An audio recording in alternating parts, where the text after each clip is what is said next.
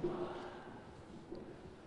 morning, everyone, and a happy and healthy and much better new year.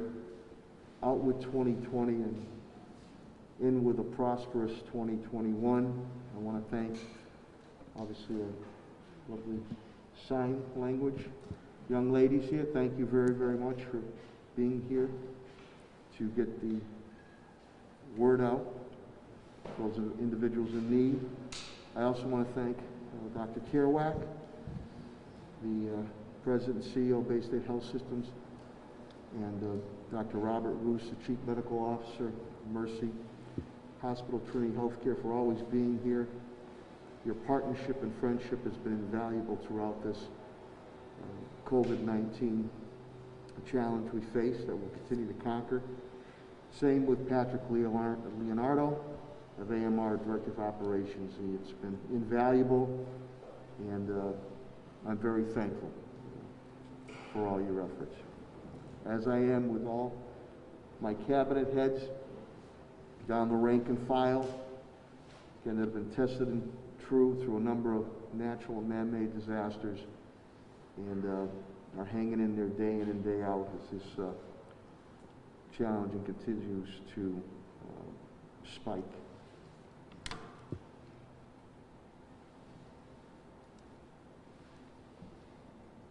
I'd also like to, I know she'll get mad, but wish my daughter Kiara, she just had her 21st birthday, so happy and healthy birthday, Kiara.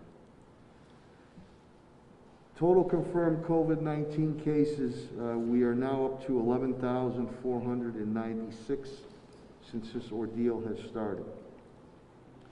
The week number might seem low, 910, but that's because there was no testing going on with the holiday week with AMR. The monthly total was 4,496 testing positive with COVID. We continue to track, unfortunately, deaths that have occurred that are COVID related, Springfield residents. I'm sorry to state that we've had 8 more.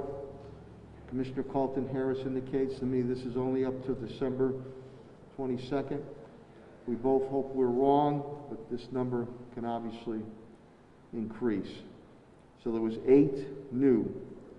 Total deaths now, 158 Springfield residents have lost their lives from COVID-19. And again, our thoughts and prayers and sympathy and encouragement go out to all the affected families of the lost, who have lost loved ones. The breakdown is 67 white, which is 42.4%, 35 black, which is 22.1%, 52 now Hispanic, which is 32.9%, Asian is 4, which is 2.5%. The long-term care facilities encompass 58 deaths, so you could see that has stayed pretty stabilized and steady. The increase is coming residential. We are now up to 100 deaths occurring residential, that's 63.7%, and long-term care facilities, 36.7%. Our senior citizens, their home delivery of meals continues, and I'm again very appreciative of those continued efforts through Commissioner Helen Carlton Harris, Sandy Federico, All Affairs, and Pat Sullivan, and TJ Plant and Vanpool. Governor Baker stopped the spread. Testing in partnership with AMR continues. It's been extended. We're going to expand it now, and we are really coming. I just had my early morning meeting, cabinet heads meeting, and we're at a critical juncture right now. The testing, which Helen and I have pushed for right from the beginning, we're going to continue to push. We need more and more testing, but now the vaccine. We need the vaccine yesterday. You'll see in my reports when it comes to police and fire, especially police, it is affecting the departments. So we're at a critical juncture now, and I appreciate all the efforts, whether federal, state, local here at hospital that this coordinated approach needs to move forward as quickly as possible. We're hopeful that, and I'm sure you get an update from Commissioner Carlton Harris and Dr. Kerouac and Dr. Roos, that some of these issues hopefully can be clarified as early as this week, if not by next week. Commissioner Carlton Harris again will speak about the VAX force that we put together. This is to lend credibility to taking the vaccine.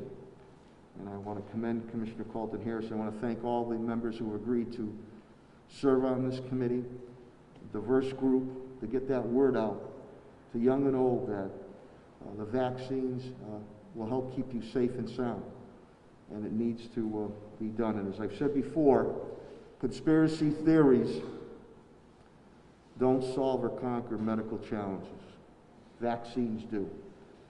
So you can listen to the experts of Dr. Kerouac and Dr. Roos and Commissioner Carlton Harris. Let me give you some brief updates. I want to commend Commissioner Calvi, and I want to commend Commissioner Clapprood and the Fire and Police Department working with our federal and state partners on the quick actions in making an arrest and a Martin Luther King Presbyterian Church arson with that individual who's of Bulgarian descent, Dushko Volchek from Holton, Maine. He's had numerous run-ins with threats to officials and to individuals. There'll be more information to come on this, but to me this seems to be targeted, and I appreciate working with our federal and state officials. But when you look at his history, to me this seems to be targeted, and this individual needs to be put away for a long time. We've been working very closely with Reverend Dr. Avery. We spoke to her a number of times during the holiday week and weekend, and she appreciates that. I'd also like to thank the groups that have stepped up already. Our newly installed Catholic Diocese Bishop William Byrne, who stepped up to offer MLK space so they can continue their actions. Paul Bertern of DeMorrow Carpet and Flooring, which has offered to do flooring for them, and Peyton Schubert of Six Bricks, who has also offered help subsequently. In speaking with Dr. Reverend Avey, the fund has been set up. I think that is now people are aware of that, and that's important to continue the heart and soul of Martin Luther King Church. And I see that other entities now, especially religious entities, are starting to rally to help out too. So you have that fund, and again, people have contacted me, so you feel free to contact Carolyn Jackson out of my office, or Tom Ash, my Chief of Staff, and we'll make sure we'll facilitate that to Reverend Dr. Avery on that. We had a New Year's Eve, which the police department received well over 300 calls. Obviously, the state trooper that was shot. Thank God, and to one of our officers, the quick response there with the tourniquet stopped that from being a complete tragedy. The state trooper is doing okay, doing well.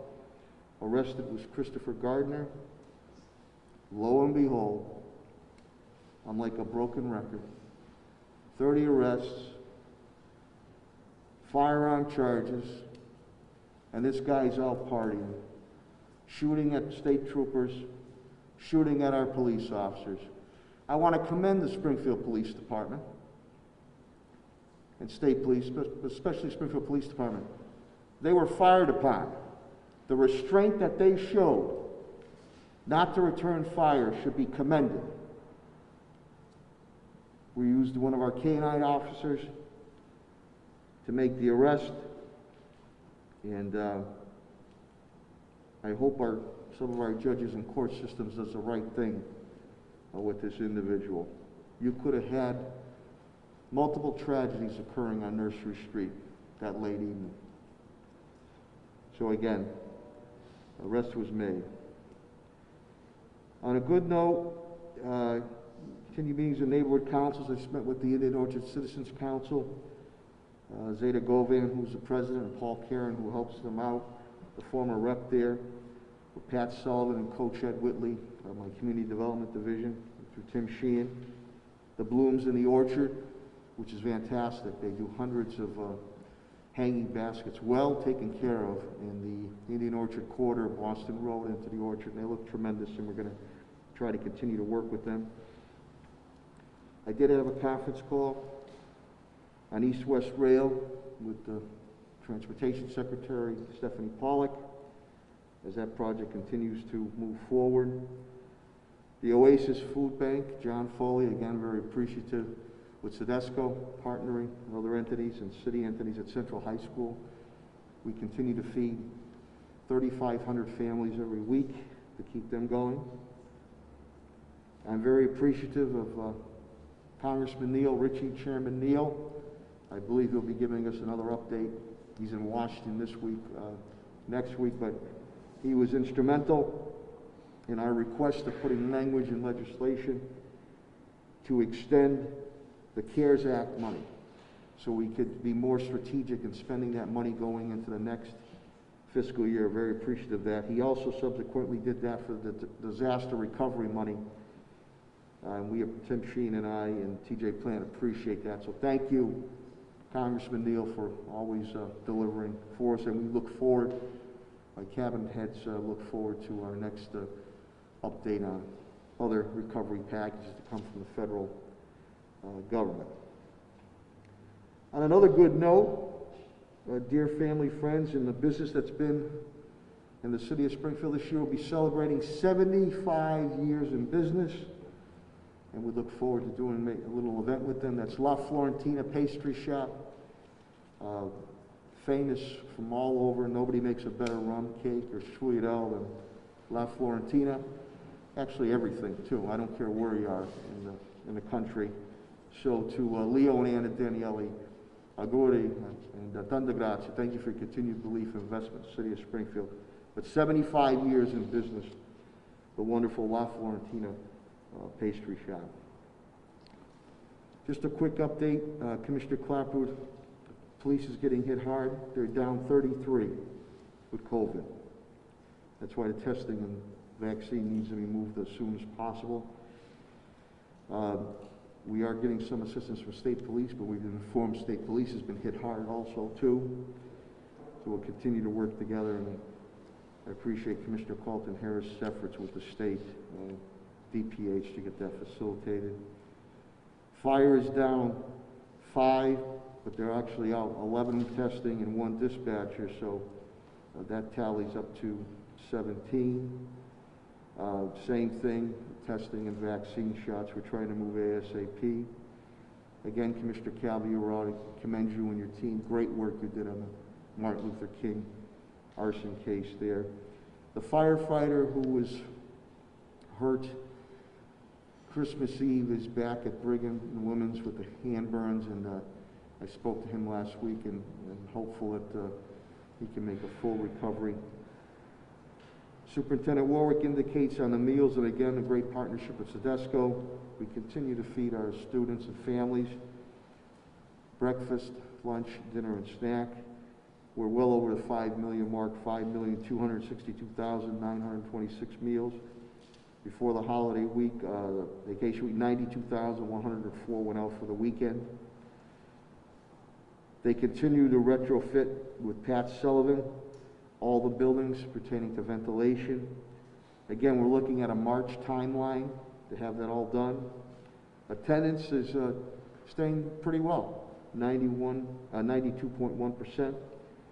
We, on DESE, we have exceeded the learning time, which is good. Some other districts haven't. And Danny will probably give an update on winter sports, and they've worked very closely with Commissioner Carlton Harris and AD Dwayne Early and Assistant Superintendent Lydia Martinez. DPW COVID-19, Director Signoli is down 2. Christmas trees will start picking up tomorrow. They'll really go for a month. You'll have 2 shots to get your Christmas trees picked up. Obviously, those are done on recycling days. And Director Signoli indicates to me they are going to go a few more days to try to get everybody's yard waste that still might be out there on that. Thank you, Chris. I saw the trucks out yesterday and last night treating the streets, and we wasn't that bad of a storm on it, but to make sure that the streets were treated. So thank you on that. Finances for my CAFO TJ plant. Since the start of this ordeal, we're lost $7.3 million. FY21, we're down $2.4 million. Total spending, deficit in grants is $18.7 million. Of that, 7.5 is still deficit. But again, I'm going to do whatever we have to do to make sure our residents and business community have what they need, as we've done with other natural man-made disasters. TJ's been very, very good. And cabinet heads have been very, very good. We've been able to offset about $11.6 million on grants.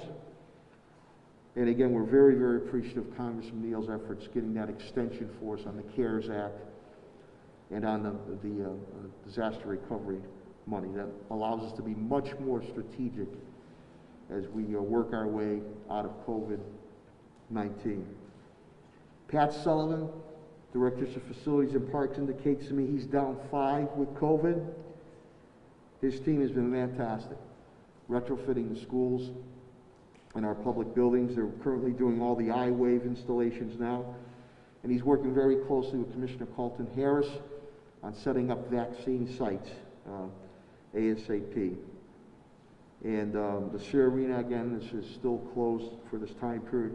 Governor Baker and 6 other governors, New England and Jersey Governor Murphy, also have kept the interstate hockey travel has been delayed, so that's not occurring either. Echo Dev, Chief Development Officer Tim Sheen, he's down 5 COVID-19 in his division. He'll give you some updates on the federal recovery packages. And also, I think that we'll be getting some news from Governor Baker on state money for Echo Dev to help our restaurants and when it comes to physical plant type aspects or street aspects. And Timmy, they've started the technical assistance to help out with PPP applications, which we appreciate on that. The HR labor and law update was a status quo from Attorney Bill Mahoney and Solicitor Ed Pakula. And the last thing I'll say before I turn it over to our medical professionals, we still have that fund at Wayfinders. That money is going quickly. That's $2 million to help out residents with rents and mortgages and utilities. And we're using Wayfinders as our conduit. So please, if you're in need, reach out to Wayfinders to help you out to continue to keep you stabilized in your home. With that, and again, I'm deeply appreciative that both Dr. Kerouac and Dr. Roos are here. They will give their updates, their wisdom and advice, and when they are done, subsequently when they are done, so they get back to their needs at their respective medical institutions, we'll take questions and comments. And to the media, thank you very much again for being here, the TV, radio, and print. The partnership is important to get this information out. A lot of people watch this, and it reassures them. I hear that, especially coming from our medical officials. And we all hearken for the day that you don't have to see my face on a Monday morning for a COVID-19 update. With that, the President and CEO of Bay State Health Systems, Dr. Mark Kerouac. Thank you.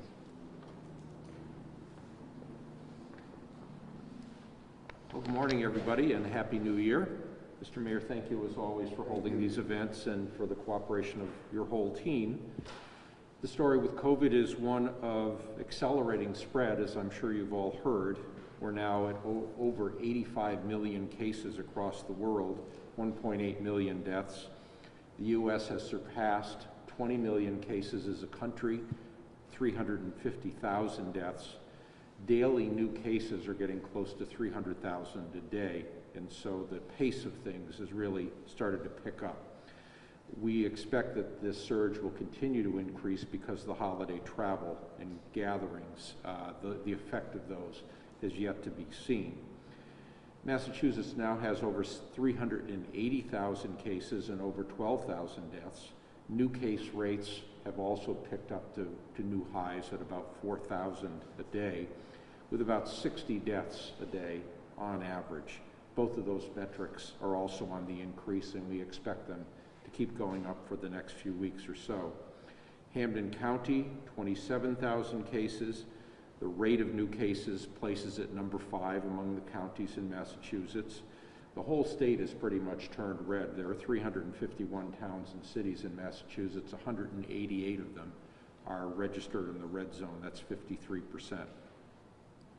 Hospitalizations across the state are at about 2,200, over 400 in the ICU. Hospitals in the east are exceeding 80% of their stated surge capacity, so they're getting pretty close to the ceiling of what they can deal with, and everybody's kind of worried about that. Bay State Health has been back up in its numbers as well. We had gotten as low as about 130 prior to Christmas. Today we're at 159 as a system, 131 folks at Bay State Medical Center in Springfield, 28 in our community hospitals, which are an important safety valve for us. 12 folks are in critical care. Our test positivity rate is 8.3%, which is just a point below the state's rate of 9.4%. Still something very, very high. Anything over 4 or 5 is considered dangerous. Since March of 2020, since the beginning of the pandemic, Bay State Health has tested 211,000 individuals for COVID-19. 77,000 of those tests, about 35%, were related to outreach activities, trying to help out in congregate living situations, shelters, public housing, other healthcare providers, skilled nursing facilities, etc. Among our own patients, there were 134,000 tests, and over 6,000 of those came back positive. Of those 6,000, 2,076 were hospitalized over the year, and 361 died. And we send out our condolences to all those families. We all fear that our worst month is still ahead of us, and it could well be this month that we're in right now. Vaccinations at our center are proceeding briskly and efficiently. A total of 9,700 of our 12,000 employees have been notified, as well as some of our independent providers. 5,800 have received their first dose of vaccine, 2,300 of the Pfizer, 3,500 of the Moderna. We are using all of the vaccine that's being provided to us and are getting it into arms at a fairly rapid rate. Our highest number of folks vaccinated in a given day was 760 a couple of weeks ago. About 20% of people being notified are declining, but 60% of those declinations are of the soft variety. In other words, wanting to wait and see what happened to friends or colleagues. There are quite a few sore arms. We have occasional flu-type symptoms that have led to a COVID test. About 120 people were sick enough among the 5,800 vaccinated to wonder if they had COVID. They got tested. In fact, 10 of them had it and are now in quarantine. There have been still just a handful of people with more serious allergic reactions, and they have responded to standard treatments. Noteworthy that the Oxford AstraZeneca vaccine has been approved in the United Kingdom and in India.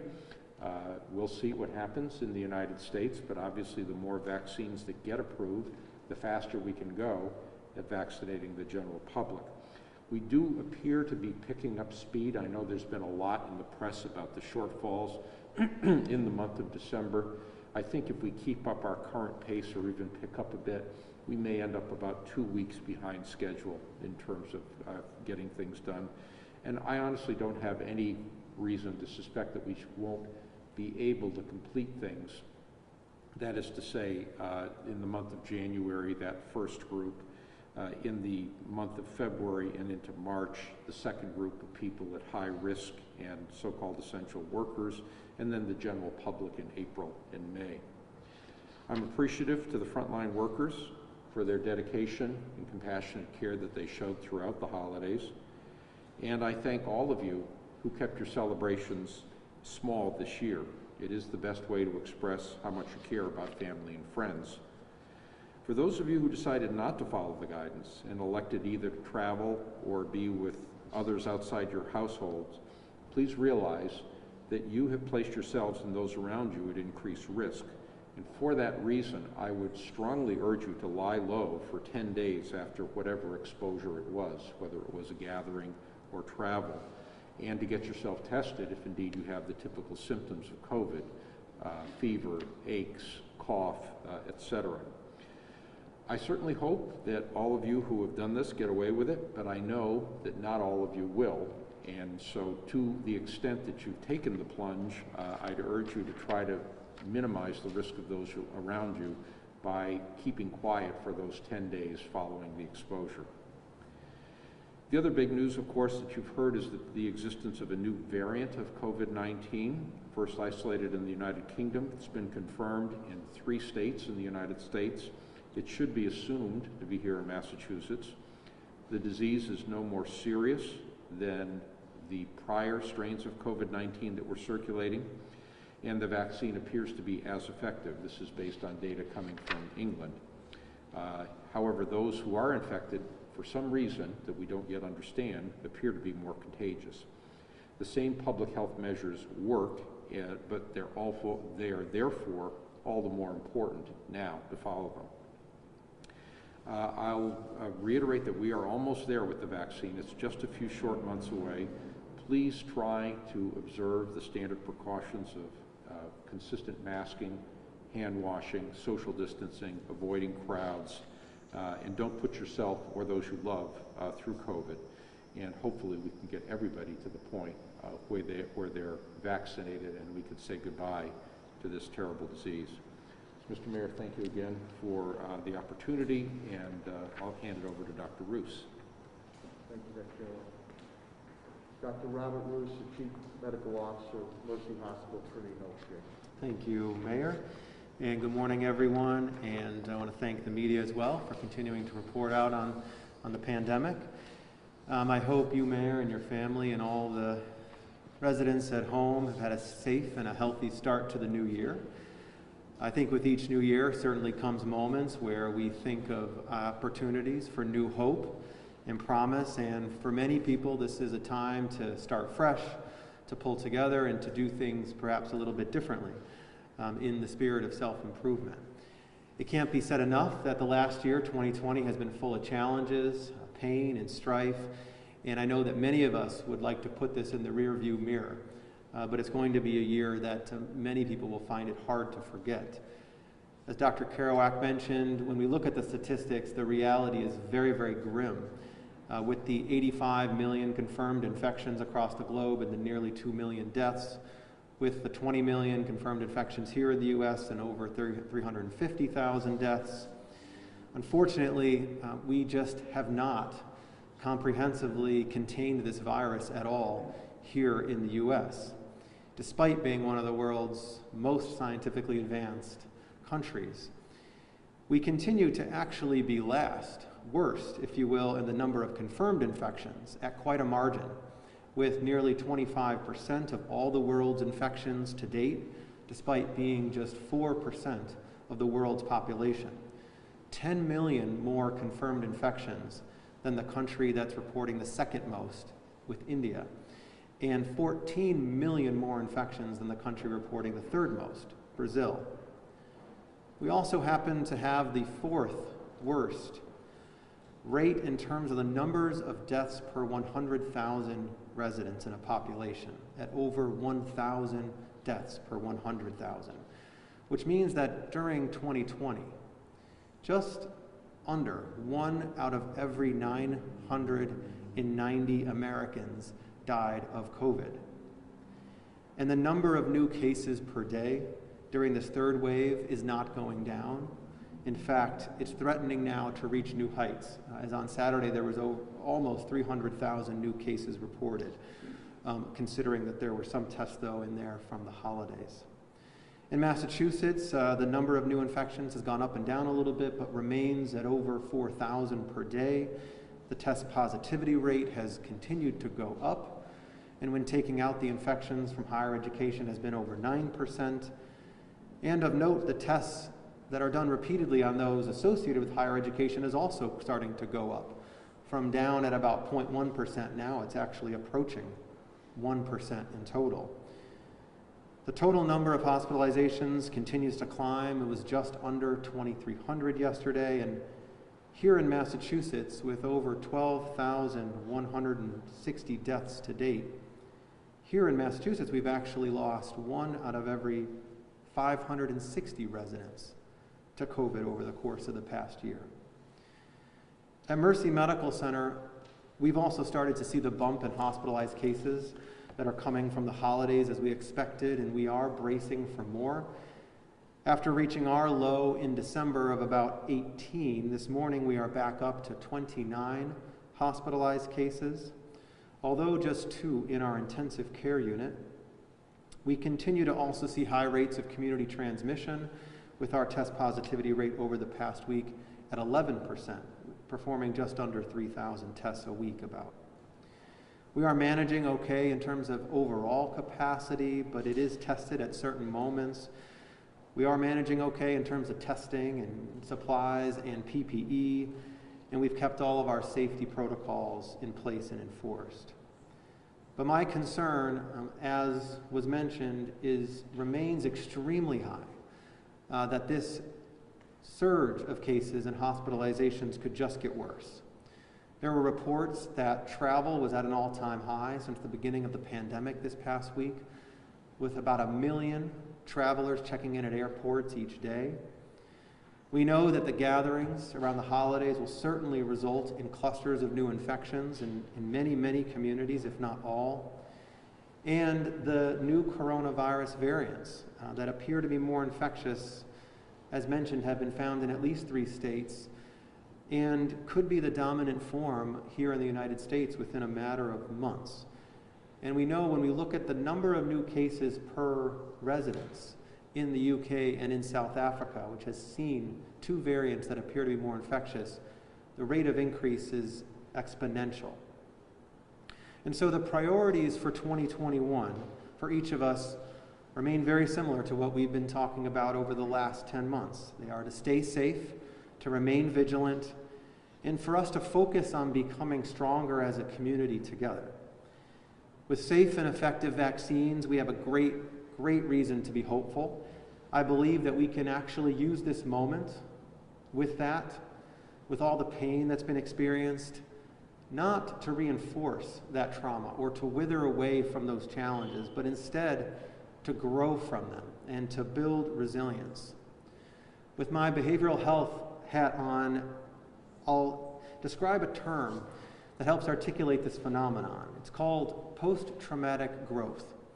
It refers to a positive psychological change that comes from the result of a struggle with highly challenging life circumstances.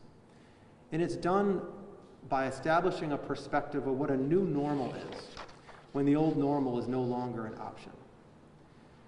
I think it's safe to say that we can all agree that the old normal, the one we knew in 2019, is gone. It's going to take many months for us still to figure out what the new normal in 2021 is going to be. But I believe that we can emerge from this stronger, as we've talked about, both personally and as a community and as organizations, by supporting efforts along the 5 domains of post-traumatic growth. That includes the development of more and deeper relationships, remaining open to possibilities, developing a greater sense of personal strength, a stronger sense of spirituality, and a greater appreciation for life.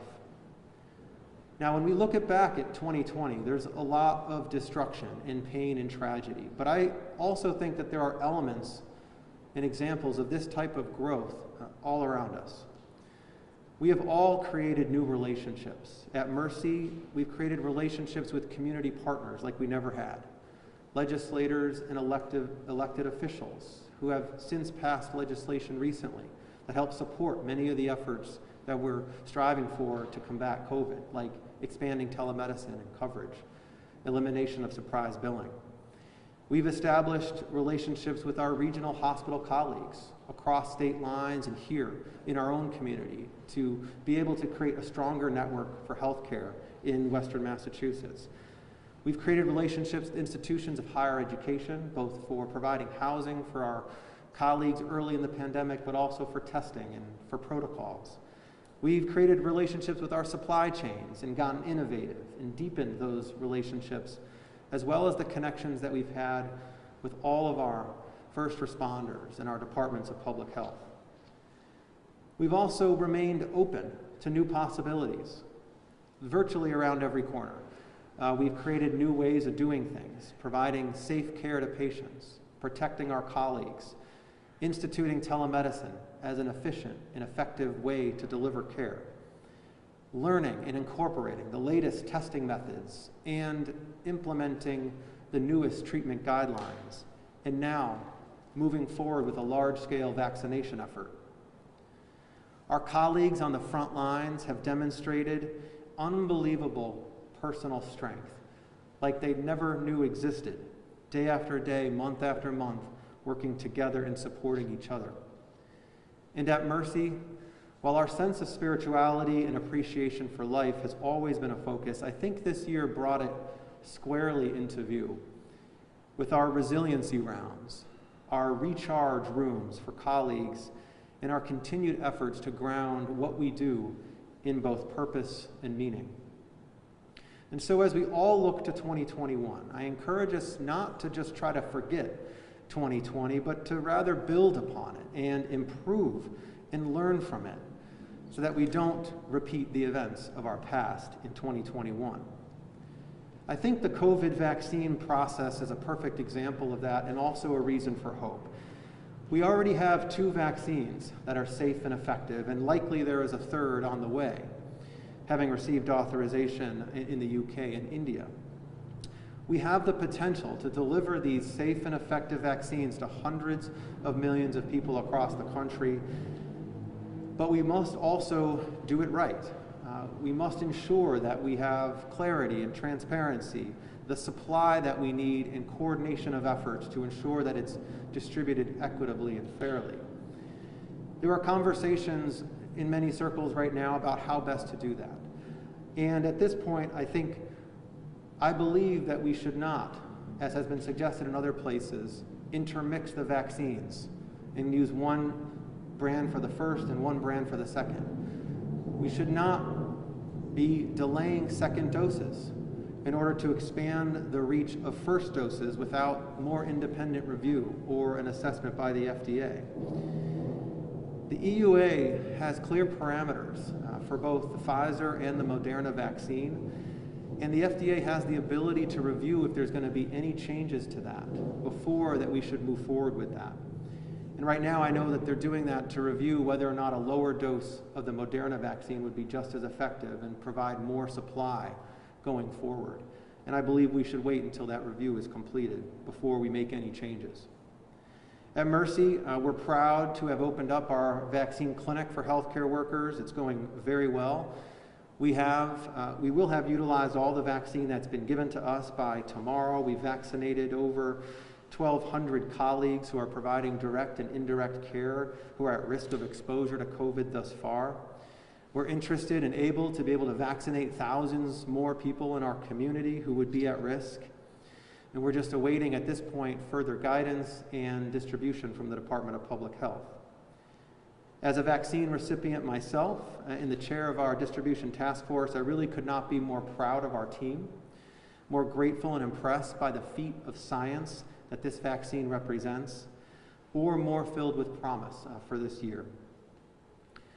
Now, anyone out there who knows me personally knows that I'm not a fan of a long list of New Year's resolutions. I think we know that most people flame out and give those up after just a week or two. But instead, I try to use the opportunity of each new year to stop, take a breath, to focus internally on what matters and fortify the continued focus on self-improvement and learning. It's something that I have personally found to be very helpful in a mundane life, and one could argue that it's even more important amidst a pandemic. In fact, it's the countries that have been able to continually learn from the science, shift their strategies, and be resilient, to show post-traumatic growth that have proven to be the most successful in beating back this pandemic. And I believe that we can still do that. So please be well, stay safe, wear your masks, physical distance, and avoid gatherings, and be ready to sign up for the vaccine as soon as you're eligible. Thank you. Dr. Roos. Dr. Roos and Dr. Kerouac will take the questions or comments that you might have from the media, and we'll make the rest of us here from 22 and Eric, Western Mass News, and Public. Dr. Kerouac, I'm curious, you had said to me the KC has been trying to distribute its patient load a little bit more evenly, through some of the community hospitals. How does that work exactly? Like beforehand, were people just all getting funneled into Springfield unless they were really mild cases, or how is it that it's different now than it was before in terms of the distribution? I mean, there were people at all three community hospitals before too. Right. There have been a couple of things that we've instituted. First, of course, people do show up in the emergency rooms of all of our community hospitals, and if they're judged to be relatively low risk and not likely to need critical care, they may be kept there. And so that is one thing that will ensure that there is, unfortunately, a steady supply of patients there. In addition, we've sometimes offered people the ability to be admitted to a hospital closer to their home if we judge them to be low risk at the Springfield campus, or if they're at the tail end of their illness and recovering, we may actually allow them to complete that recovery in a community hospital. So we're trying to load balance to a certain extent actively. And do you have, because I was looking at some of the numbers, especially after you mentioned what today's figure was at the hospital, across the hospitals, and it's kind of been like a roller coaster for the last 2 weeks or so. There hasn't been a real change in terms of what they talk about plateauing at least until Christmas through most of December. So I'm just curious if there's any reason why you're suspecting that there was that kind of up and down, even though there didn't seem to be any changes in the caseload, cases coming in over the last few weeks. Right. The curve has always been a jagged one because the number of people coming to the front door varies from day to day, and also how long they stay in the hospital and how quickly they're discharged will affect how many are still there. And so I don't make too much out of switches from day to day, and it's really the dramatic increases that we worry about more, particularly in the next few weeks, because as we know, the first thing to happen is exposures, then it's test positivity, then it's people starting to feel sick enough possibly to be in the hospital, and a percentage of those who will go on to die. So we're still several weeks out. Some of those are still lagging indicators.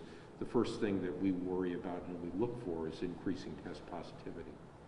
And one more question, and this goes to both of you, especially because Mercy is part of Trinity Health and have a lot of facilities in Connecticut. I'm curious if you have any opinion about how it's seeking, the way you described it is that we're not as stressed out as they are in Eastern Massachusetts generally, and I've been observing that there's been a cooling a little bit in Connecticut's numbers. I'm curious if there's any insight you may have. Maybe we're more just trailing them. Maybe they're doing something else that we need to be doing in terms of why they seem to be a little bit more stable, a little bit better off than Massachusetts has been. I can just comment a little bit. So Dr. Kerouac and I were just commenting briefly before the conference this morning about the differences in ICU admissions and percentages in Western Mass versus Eastern Mass. And I don't think either one of us has the answer to that, but it certainly is something that has been observed and we're thinking about. And perhaps we've had lower numbers or percentages of COVID cases admitted to ICUs here locally than they have out east, which is partly why they may be experiencing the surge in a more profound or challenging way. In terms of the experience in Connecticut, I'll share Trinity Health in New England, of course, has acute care medical facilities in Waterbury, Connecticut, as well as Hartford, and then a facility in Stafford Springs, Connecticut. The hospital in Waterbury, Connecticut, which is closest to the New York line and furthest south, has experienced the most significant surge, and that has really been one of the leading indicators, if you will, for where we thought the surge would move. Because typically in the first surge of cases, we saw that hospital experiencing it first, and then it sort of traveled northbound up I-91 and went to Hartford and then up to Springfield. In this surge, it's been a bit different in that St. Mary's continues to be the hospital that is experiencing the most volume and the highest acuity relative to its size. It does not seem to have traveled as much north this time to Hartford or up to Springfield, and so there must be some other factors at play there. And so, we're continuing to monitor that on a daily basis. But clearly there are, factors related to, travel, community resources, efforts at the local Department of Public Health level that may be impacting some of what we're seeing too.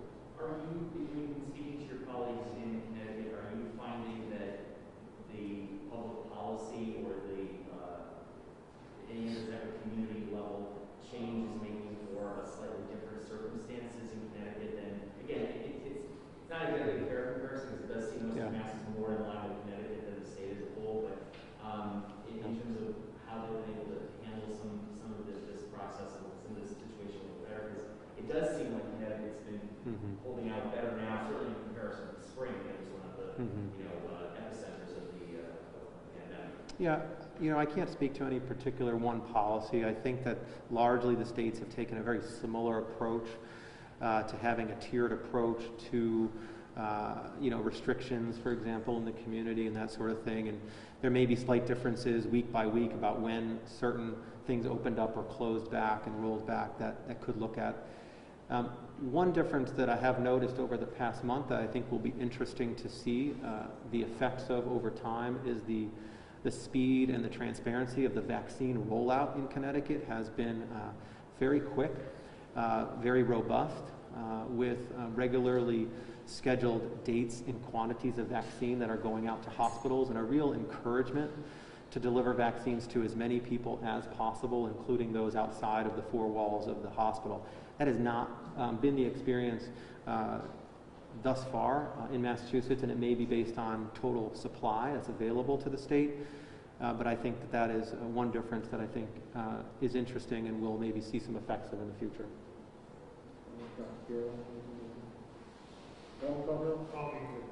Getting back to a point you made earlier, Dr. Kerouac, about the vaccine rollout timetable, obviously the mayor indicated he's anxious to have public safety first responders get the vaccine, which I believe is supposed to be happening sometime this month. So what makes you optimistic that it's going to stay, that you think it can stay on the schedule, so to speak, the phased rollout of the state is proposed? Well, I think with any sort of a logistics problem of getting vaccine to hundreds of different locations, anybody who's worked in logistics knows that there's hundreds of ways to get it wrong, and there's only one way to get it right. So your IT systems could be a problem, space could be a problem, personnel, refrigeration. You've got to get a number of things to go right. And so in the early phases of a complex logistical problem, you're going to see some stumbles, and the stumbles are going to be different in different locations, and it's looking as though people are learning from those things and getting past them, and it's happier if we hit the ground running 2 or 3 weeks ago, but that didn't happen. Now at this point, I'm most interested that we've learned and that we're getting better and getting faster, and it appears that we're getting faster at getting stuff into arms, which is really what the bottom line is. And it's based on that I say that I think we should be able to catch up and still hit those original timetables. Any other questions or comments for Dr. Kerouac, Dr. Roos? Okay, gentlemen, thank you very, very much. Thank you, Mr. Mayor. Stay healthy. Okay.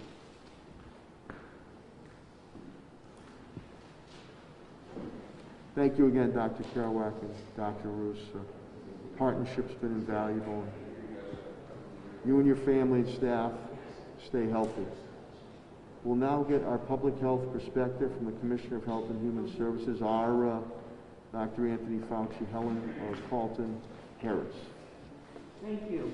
Thank you, Mayor. Thank you, as always, for your amazing support. Happy New Year. And I guess some of us wonder, are we in a new year because we are carrying with us some of the same challenges that we had in 2020, but our hope is that 2021, as we move forward, is better for all of us, and we can get back to some semblance of normal.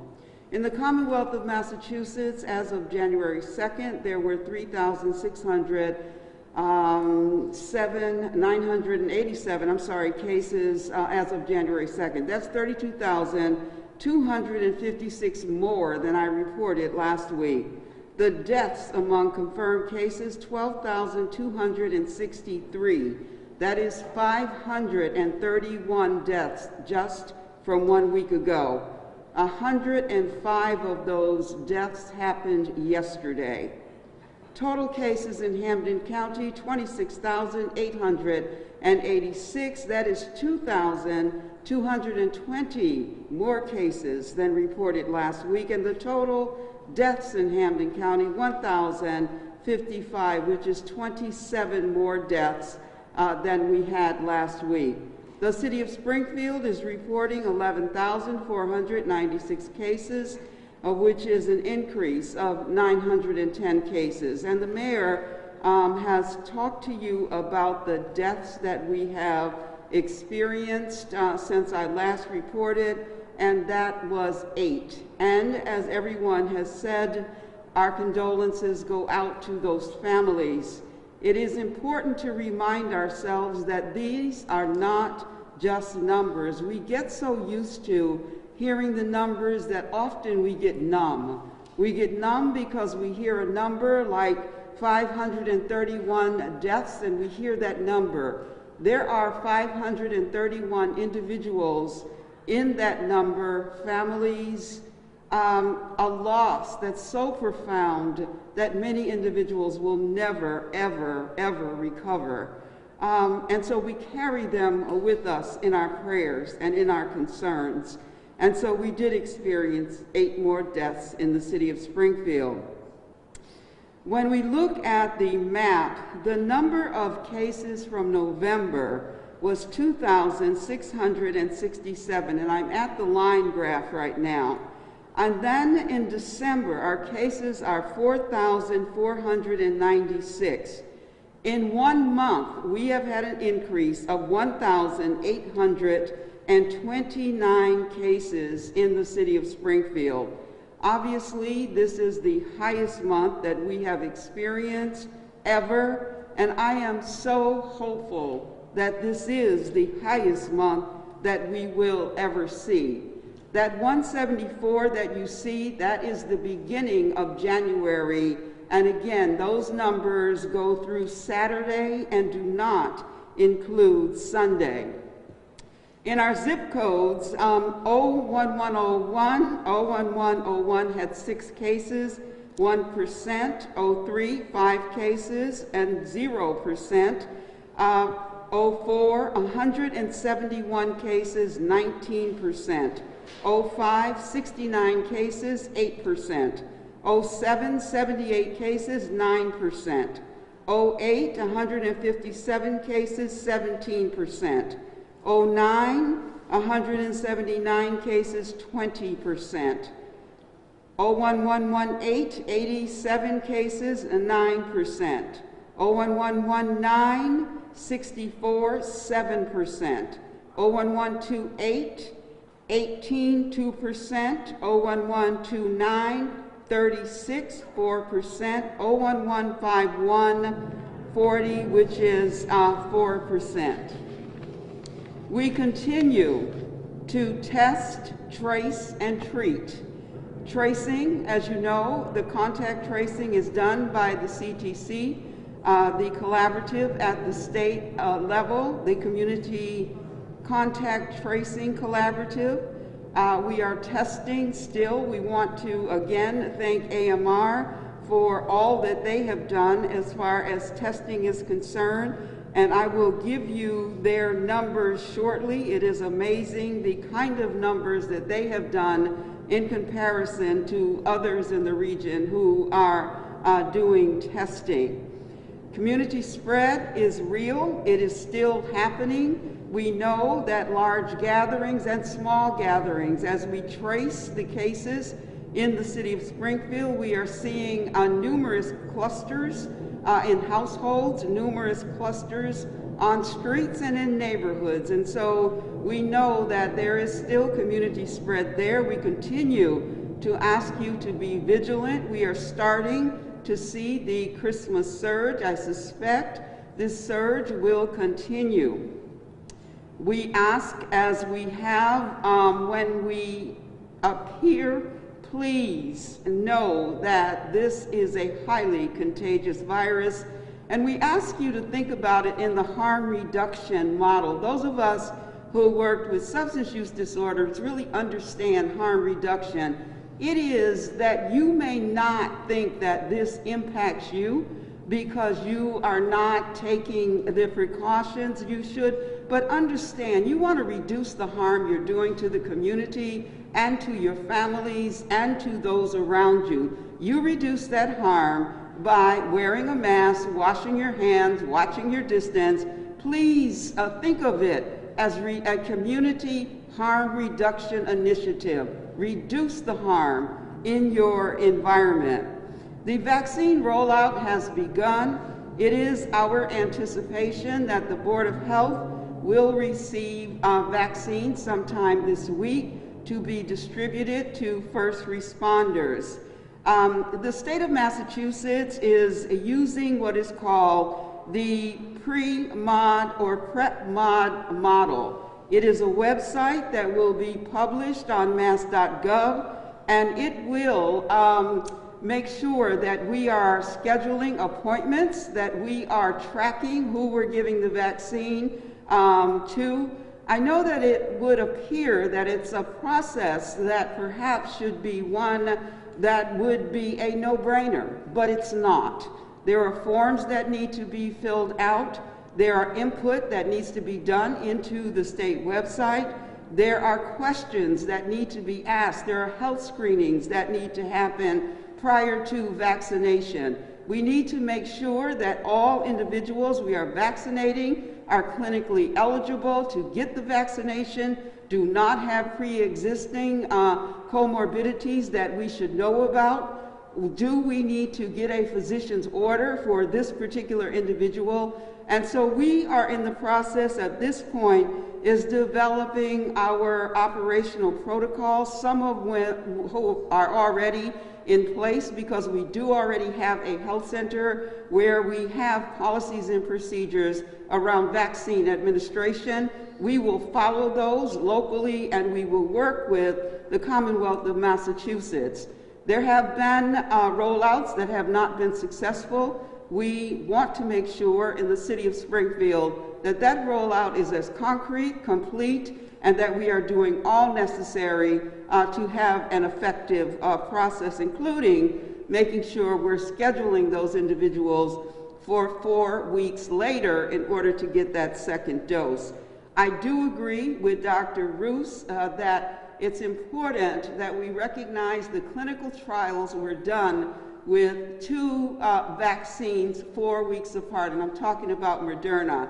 To give one vaccine and then wait to see if we're going to get the second dose timely is not advisable, because we know that the clinical trials were done very specifically, and that 95% efficacy that we got was based on those 2 doses. And so the recommendation is that we stay with the 2-dose regimen, and that we do not, at this point, unless a vaccine becomes absolutely short around the country, we cannot get the supplies, then maybe a different model may need to be explored. But right now, the 2 doses 4 weeks apart is what we are recommending to be followed. The VaxForce Committee, again, as the mayor said, we are grateful for those individuals who are going to work with us through our phases. That document has been posted on the city's website, and you can take a look at that at your leisure. It talks about the phases. We are in the process of setting up our meeting next week. The mayor is the convener, will do the opening remarks, and will charge the committee and absolutely thank them for their work. We anticipate there will be 6 committees that work with the VAX Force. One will be healthcare, which will underscore medical and scientific facts. Again, I want to be clear. Our job is to recommend. Our job is not to mandate. But in order to do that, we want to give you all of the facts that you need to make decisions, and that's what we will be doing. I've gotten phone calls from individuals who said, is this task force going to tell me? This task force is going to make recommendations, and we're going to make the recommendations based on medical and scientific facts. And so the healthcare subcommittee will be doing that work. Then there will be research, which we will be tracking the public's attitude in the city of Springfield around vaccination, distribution, including vaccine hesitancy and vaccine confidence. So those 2 areas is something we anticipate using a survey tool.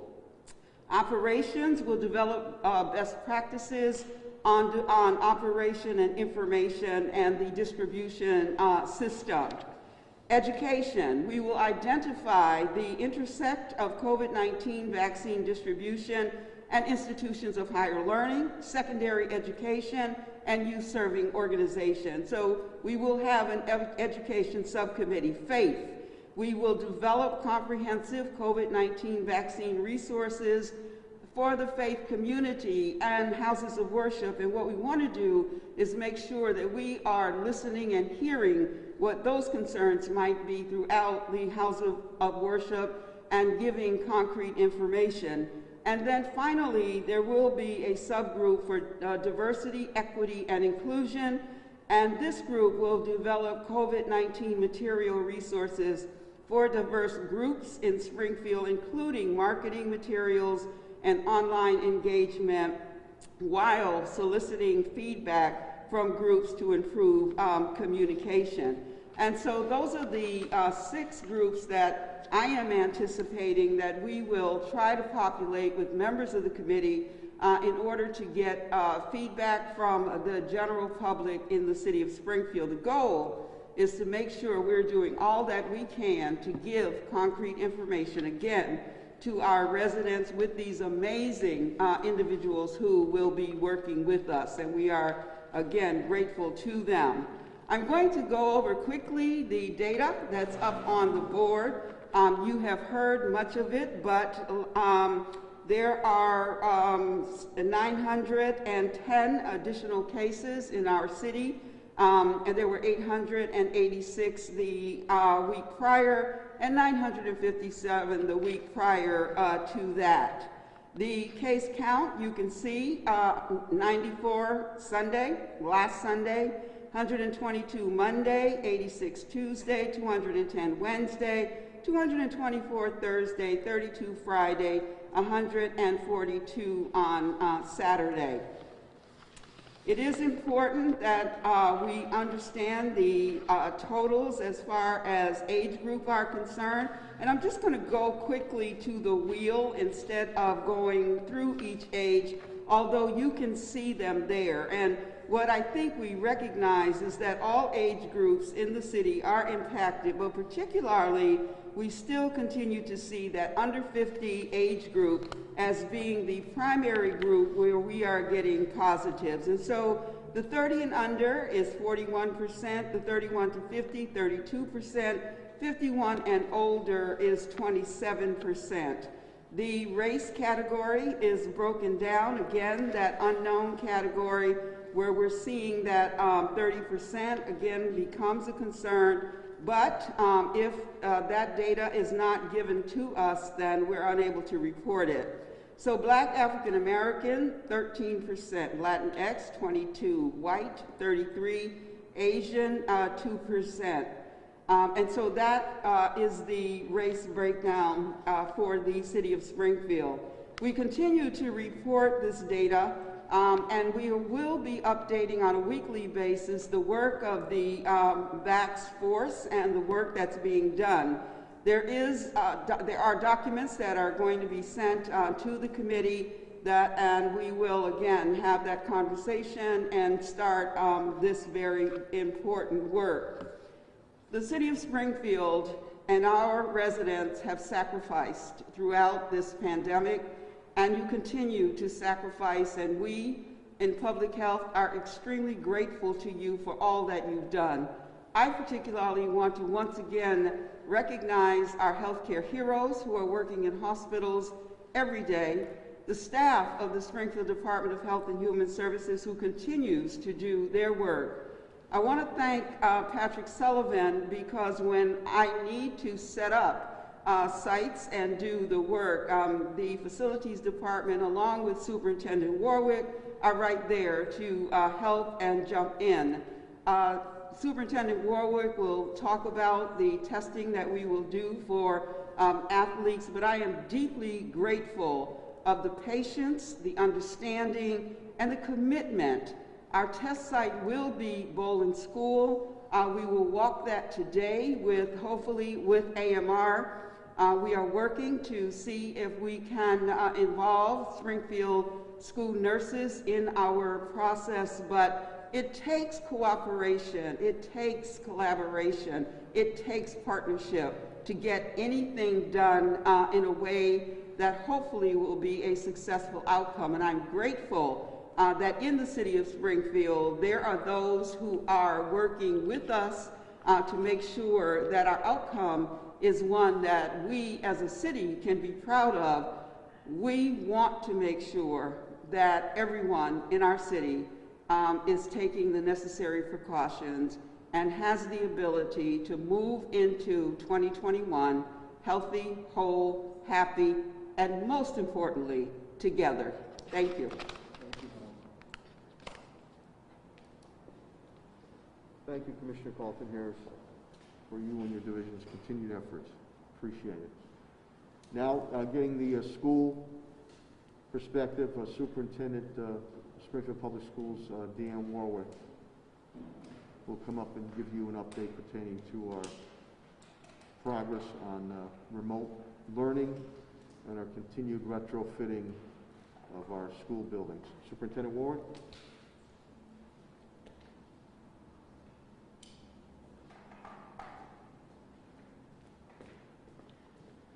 Thank you, Mayor. Good morning, everyone.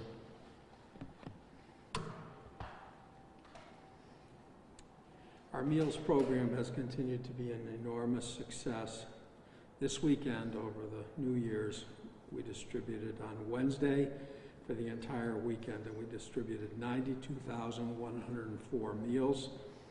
And since school closed down in March, we've distributed 5,262,926 meals.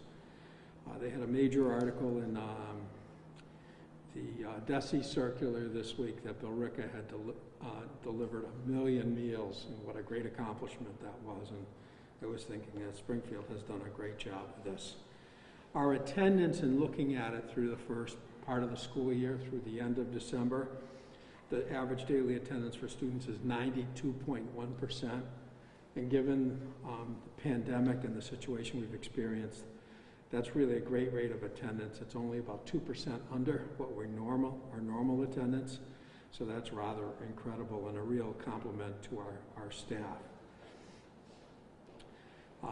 Our school committee took a vote to reopen school for the general population at the beginning of the fourth quarter, which would be April 9th, giving us the opportunity, though, to bring in some specialized groups sooner, including some high-needs sped kids, but perhaps vocational, and our SLIFE kids, our kids in the ELL program that have significant interruptions in their learning. So we're exploring that, and we're going to be meeting with school committee regularly to formalize a plan on that.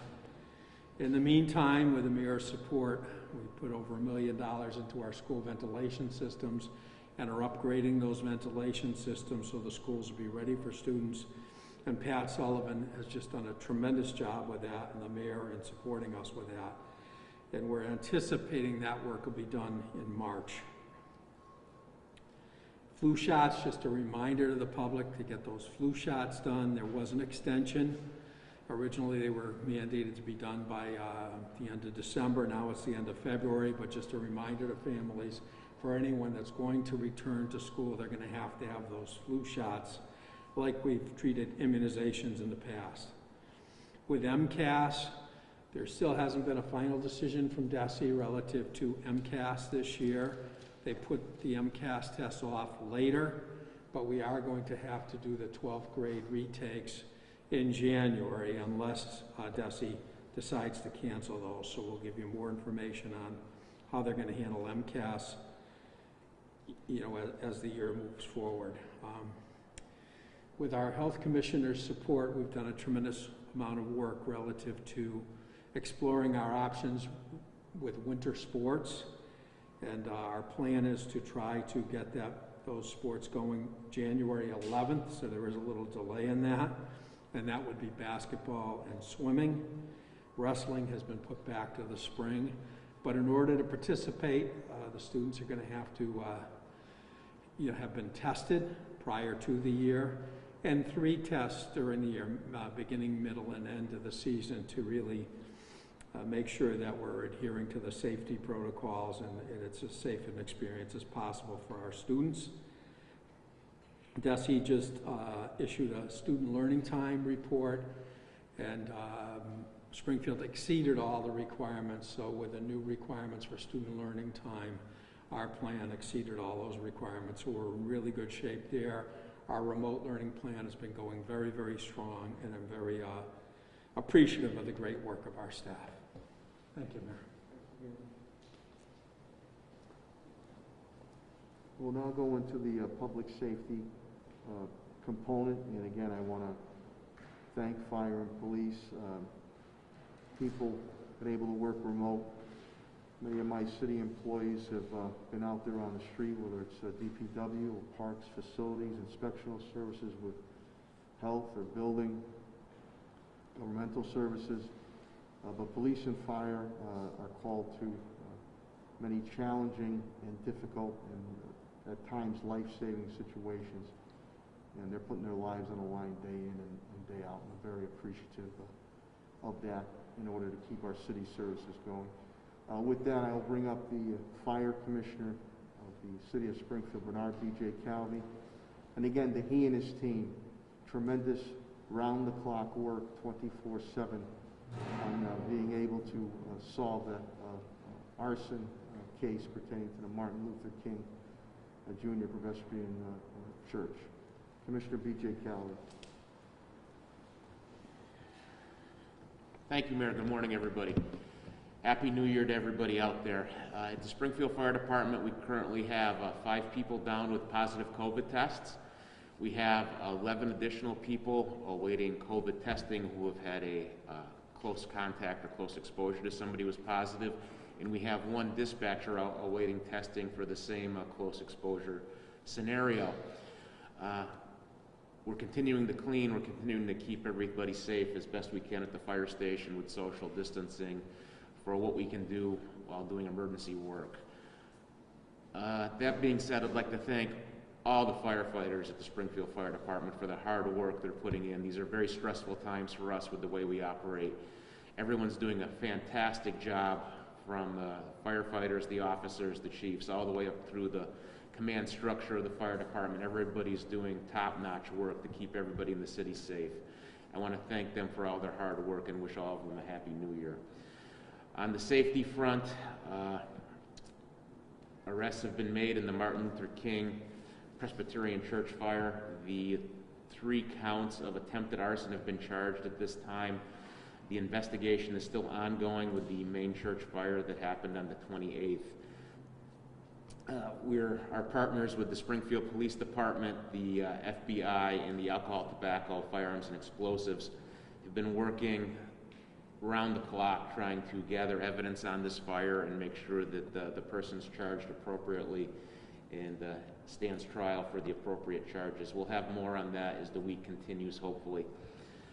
Other than that, the last thing I'm going to mention is Christmas trees are being taken out of people's homes. The DPW is making the rounds collecting them. Please do not try to burn your Christmas tree in your backyard. It is very dangerous. Let the DPW pick it up. And that's all I've got for this week. Again, thank you to everybody, and have a great week. Thank you, Commissioner Calvi. Now for the update from the Springfield Police Department is the Police Commissioner for the City of Springfield, Cheryl Clapper.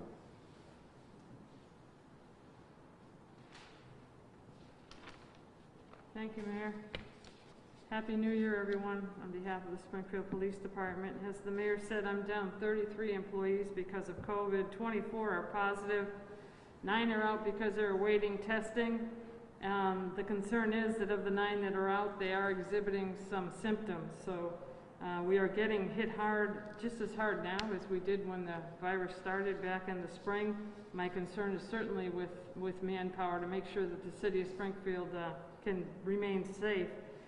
What I'm asking for and what I'm getting cooperation with right now, and I thank Commissioner Helen Carlton and Pat Sullivan for their continued support on testing and cleaning.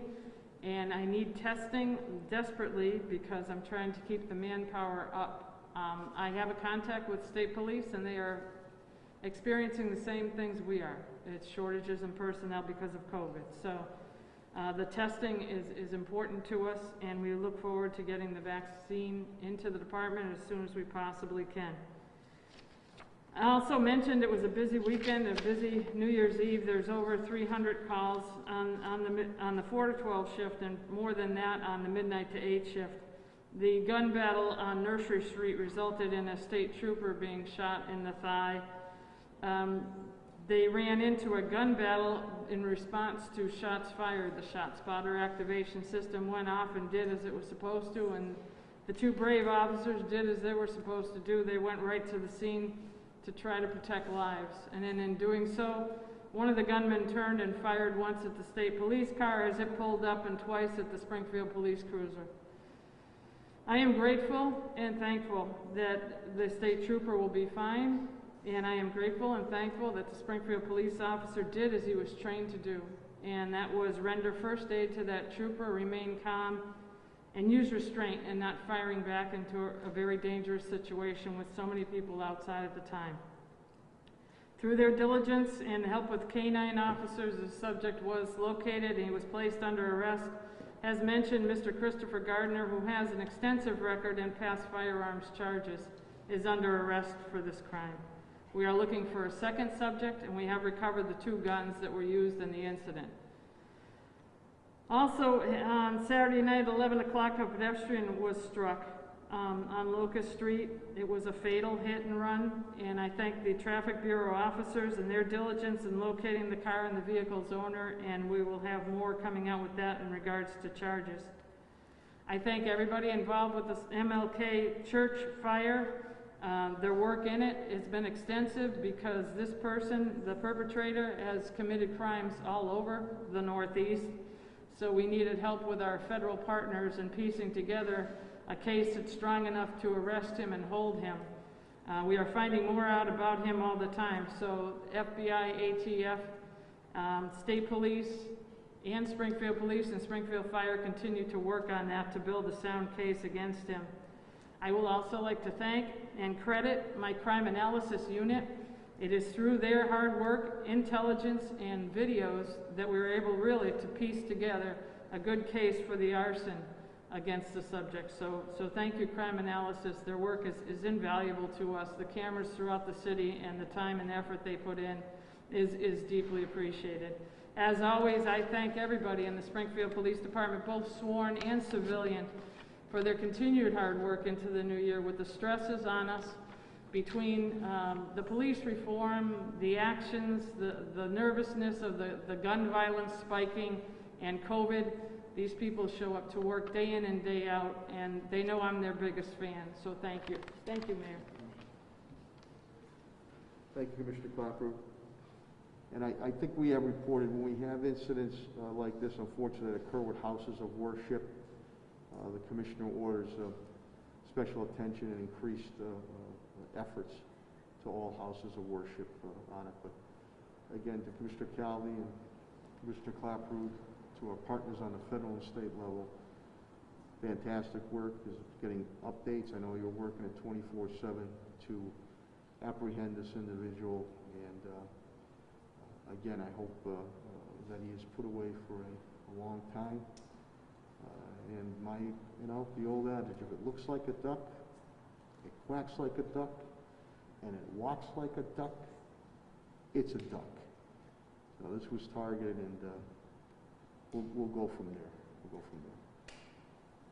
We'll now receive an update pertaining to the Department of Public Works and Director Chris Signoli. Again, I thank his team.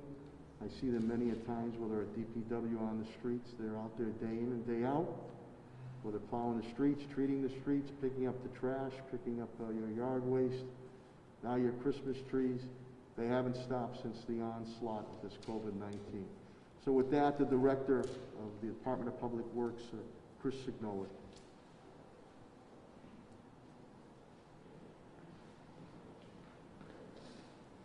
Mayor, thank you very much. The DPW currently has 2 employees out due to COVID. As the mayor mentioned, we will be picking up Christmas trees starting tomorrow. We will be going for 4 weeks, so everybody will have 2 shots. It goes out on the day of your recycling. Do not mix it with anything else. It will be picked up separately. It cannot be bagged, and all the ornaments have to be off of the tree. Yard waste, we're going to go for a few more days, try and make some runs around the city and pick some stuff up, but we are essentially complete at this point, but we will run it through this week given that there's no snow. A few weeks ago we mentioned that we received a wonderful donation from Mascon, so I'm working with Helen and other agencies around for distributing all that material. The city's also been notified of 2 projects that we received funding for. One of them is for Shared Streets program that we will be doing work on Lower Worthington Street, and this is to increase sidewalk area for outdoor dining. And we also received notice of funding for repair of a culvert in downstream area off of Tiffany Street, where we've had some major problems over the last few years. And that is it with regard to the DPW. Thank you, Mayor. Also, congratulations to the expansion of the Signoli family. Director Signoli indicates he's a grandfather again, a beautiful baby boy named Bo. I don't believe that's Italian though, Chris. No, it's not, but healthy and everything is good. Congratulations on that. Parks and Facilities, Director Pat Sullivan, who's been invaluable because he really helps out any and all of the departments, and his team, who have also been on the street and in the buildings since the onslaught of COVID-19. I appreciate his efforts immensely. So the Director of Facilities and Parks, Patrick Sullivan.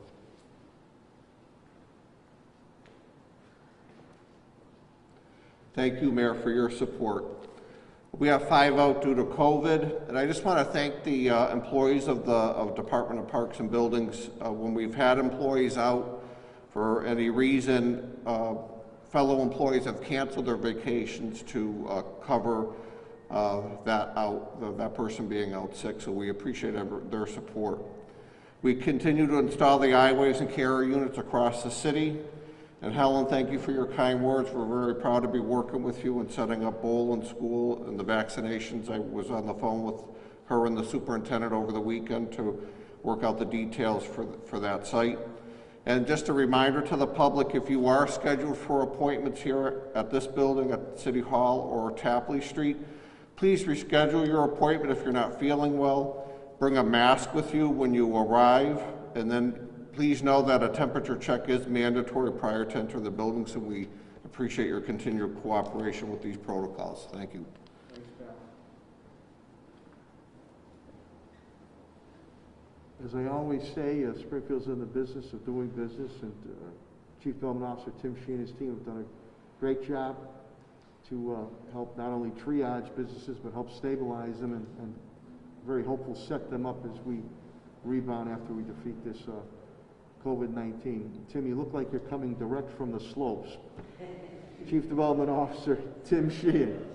Come on in, John Claude Keeley.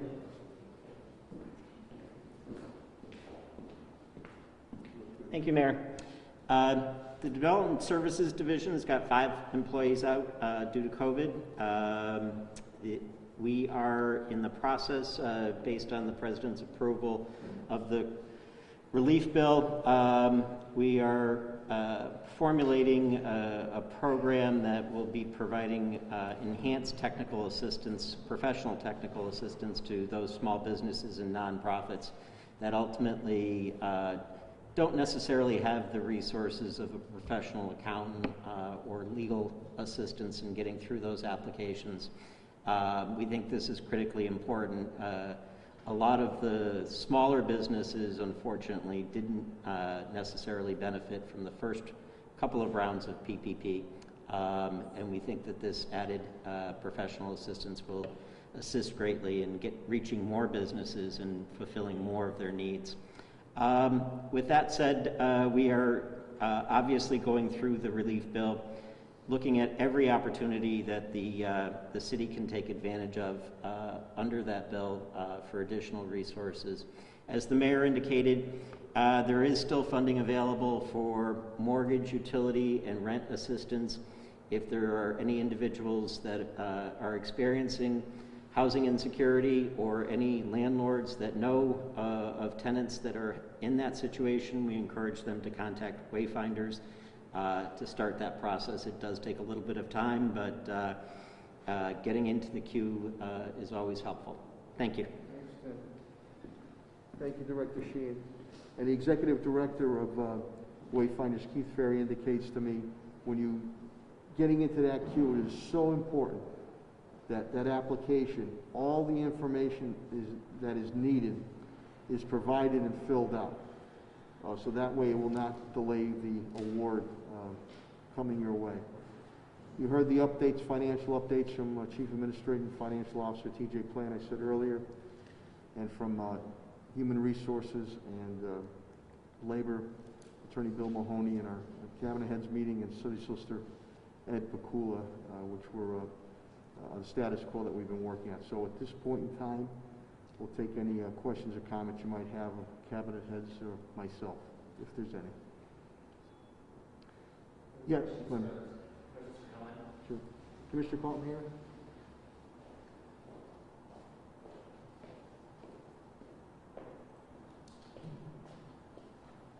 Commissioner, I'm curious if, I know we're still not really have all the data we're going to need or even all the information from the post-holiday period, but I'm curious if from early, the results are coming up from early tests right between Christmas and New Year's, if there's any indication about how big this could potentially get based on your, whatever tracing you've been able to do on some of these cases. Do you have any indication for where the direction is going in, or is it all still just wait and see mode?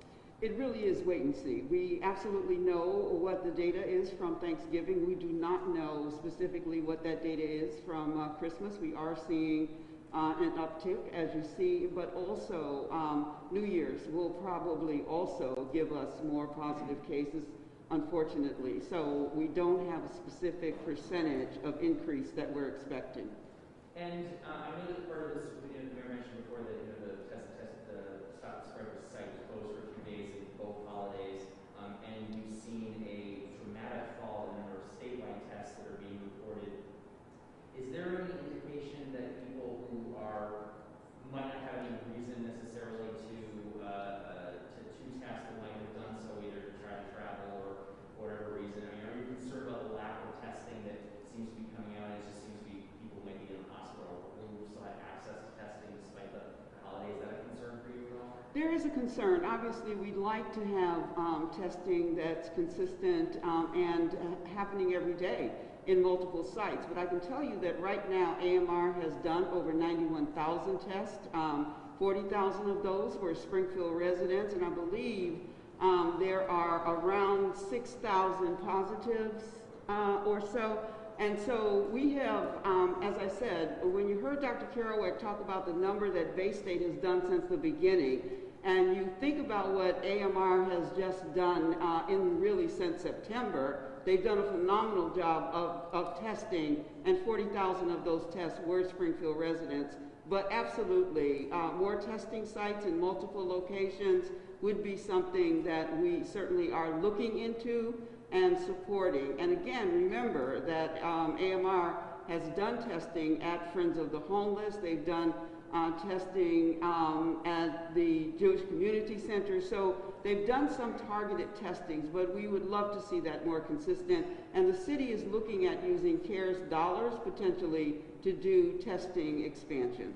And look, of course, the flip side of that is the demand side of it as well. You know, I'm thinking part of the reason for fallout wasn't just access, but just people thinking, well, I don't need to get tested, I'm not going anywhere, I'm done. Do you imagine there's going to be some desire to, with no major holiday on the horizon, you know, probably as the weather starts getting better, there's going to need to still be some public information campaign to encourage people to still be tested, even if they're not necessarily in contact with somebody or at high risk. Is that something you're looking at? AMR testing reporting prior to holidays was pretty consistent. So even prior to the holidays, individuals were seeking testing, and that's borne out by their numbers. Certainly those numbers potentially increase because of the holidays, but there has been no shortage of individuals showing up for testing as long as that testing site at Eastfield Mall particularly has been open. Matt, we continue to push for more testing. AMR has been fantastic. I can't say enough about them. The key here is the Eastfield Mall site is almost turned into a regional site. So you get a lot of people who are not from the city of Springfield.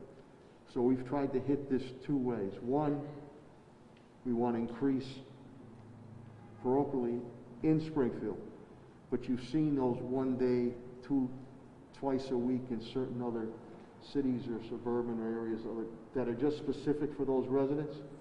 We'd like to see a combination of that.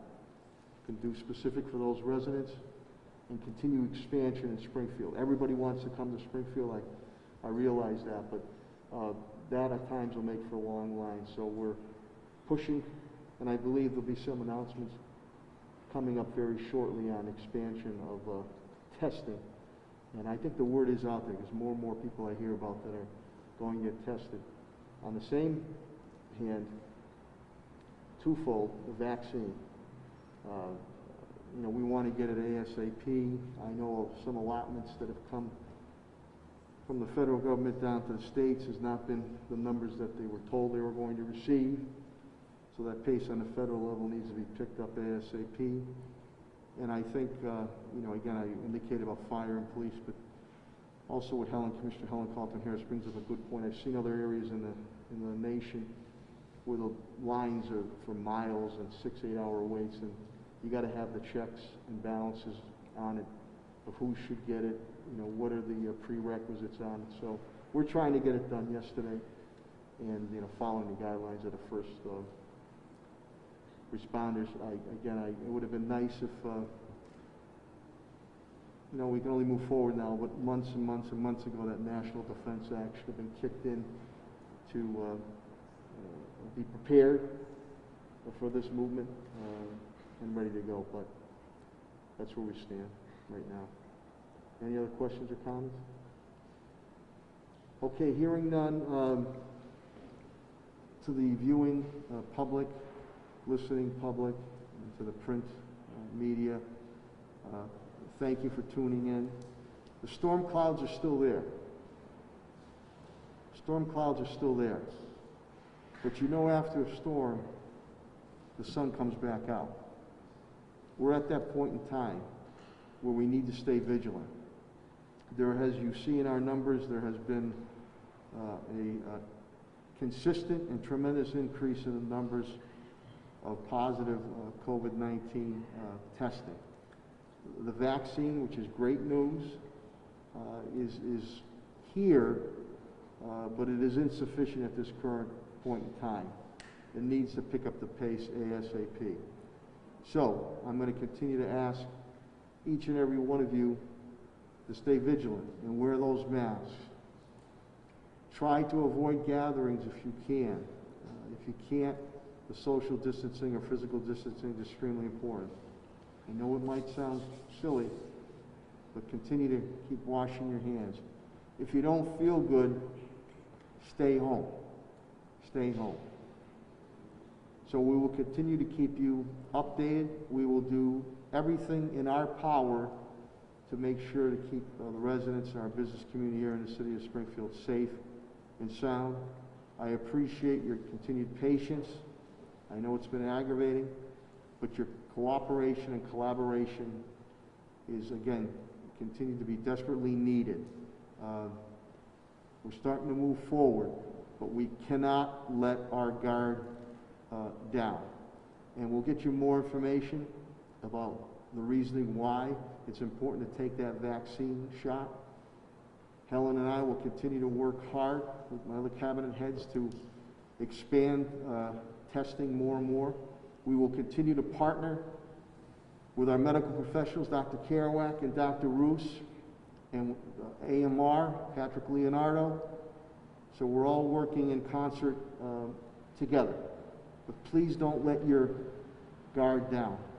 We'll see what the numbers look like after this Christmas and New Year's Eve time frame. We're going to continue to push to pick up the pace on testing. We're going to continue to push to pick up the pace on vaccinations and work with our federal and state partners, and we will continue to fight for you tooth and nail. Happy and healthy New Year to a prosperous 2021, and go out and have a great day. God bless. Thank you.